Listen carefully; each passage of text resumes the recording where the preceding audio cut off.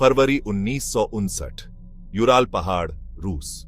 ये एक ऐसा समय था जब सर्दी अपने चरम पर थी। कुछ अनुभवी हाइकर्स गायब हो गए।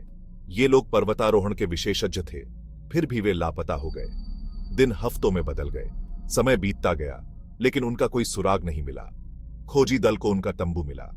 यह एक महत्वपूर्ण खोज थी। यह अंदर से फटा हुआ था। ऐसा लग रहा था जैसे किसी ने अंदर से भागने की कोशिश की हो। कुछ गड़बड़ थी, बहुत ज्यादा। तंबू खाली था, अंदर कोई नहीं था। बर्फ में पैरों के निशान कैंप साइट से दूर जा रहे थे। ये निशान एक अजीब दिशा में जा रहे थे। हाइकर्स डर के मारे भाग गए थे, अपना सामान पीछे छोड़कर। उनके पास समय नहीं था। क्यों? उन्हें किस बात का डर था? यह सवाल सबके मन में था।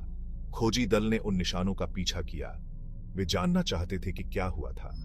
हर कदम के साथ रहस्य गहराता गया। हर निशान एक नई कहानी कहता था। उन्हें पहला शरीर मिला, फिर दूसरा। यह एक भयानक दृश्य था। और एक और, 9 हाइकर्स, सभी मृत। यह एक अनसुलझी पहेली बन गई।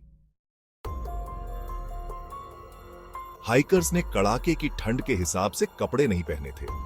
वे इस भयानक ठंड में कैसे जीवित रह सकते थे? कुछ ने तो सिर्फ मोजे पहने थे। उनके पैरों को ठंड से बचाने के लिए कुछ भी नहीं था। एक के पास तो बस एक ही जूता था। उनके जूते कहां गए? क्या वे खो गए थे या किसी ने उन्हें चुरा लिया था? वे कड़ाके की ठंड में अपना सामान क्यों छोड़ देते? क्या वे किसी चीज से डर गए थे? कई अटकलें लगाई गई। बर्फीला तूफान? क्या तूफान ने उन्हें मजबूर किया कि वे अपना सामान छोड़ दें? जंगली जानवर? क्या जानवरों ने उन पर हमला किया? हाइपोथर्मिया? क्या ठंड ने उनकी सोचने की क्षमता को प्रभावित किया? लेकिन इनमें से कोई भी बात पूरी तरह से नहीं समझा पाई। यह रहस्य और भी उलझता गया। फटा हुआ तंबू, गायब कपड़े, क्या यह किसी संघर्ष का संकेत था?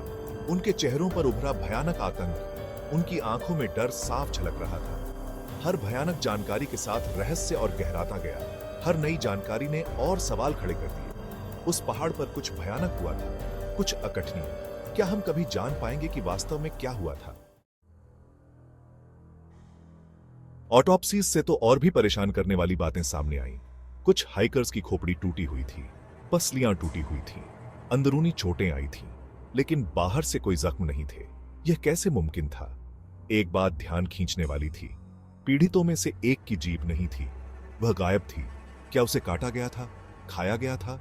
रहस्य और भी गहराता गया। अटकलें और भी विचित्र होती गईं। गुप्त सरकारी प्रयोग, एलियन से मुलाकात, हर एक पिछले वाले से ज्यादा अविश्वसनीय। भाग 4, पहाड़ की खामोशी, अटकलें और अनुमान। आधिकारिक जांच का निष्कर्ष था प्रकृति का तात्कालिक प्रकोप। लेकिन यह स्पष्टीकरण अधूरा लग रहा था। बहुत सारे सवालों के जवाब नहीं मिले। कुछ लोगों ने इंफ्रासाउंड की बात कही, हवा द्वारा उत्सर्जित अजीब फ्रीक्वेंसी। क्या यह लोगों को पागल कर सकती है? क्या यह उन्हें अपना तंबू फाड़कर रात में भागने पर मजबूर कर सकती है? दूसरों ने स्थानीय मानसी लोगों की ओर इशारा किया। क्या उनकी कोई कहानी थी? पहाड़ की रक्षा करने वाली कोई ताकतवर आत्मा?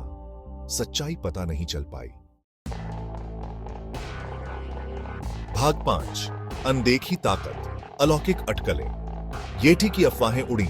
क्या यह सच में मौजूद है या सिर्फ एक मिथक है? एक पौराणिक प्राणी के बारे में कहा जाता है कि वह यूराल पहाड़ों में घूमता है। कई लोगों ने इसे देखने का दावा किया है, लेकिन कोई ठोस सबूत नहीं मिला। क्या वह हाइकर्स की मौत का जिम्मेदार हो सकता है? कुछ का मानना है कि यह प्राणी ही उन पर हमला करता है। गायब जीभ ने अलौकिक सिद्धांतों को हवा दी। क्या यह किसी रहस्यमय ताकत का काम था? कोई रस्म के तहत की गई हत्या? या फिर यह किसी प्राचीन अनुष्ठान का हिस्सा था?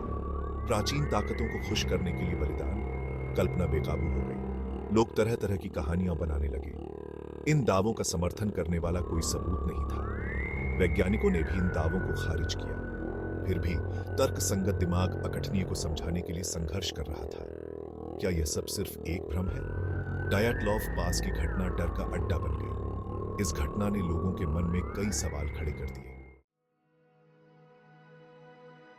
भाग 6, एक रहस्यमय मामला, रहस्य बरकरार है।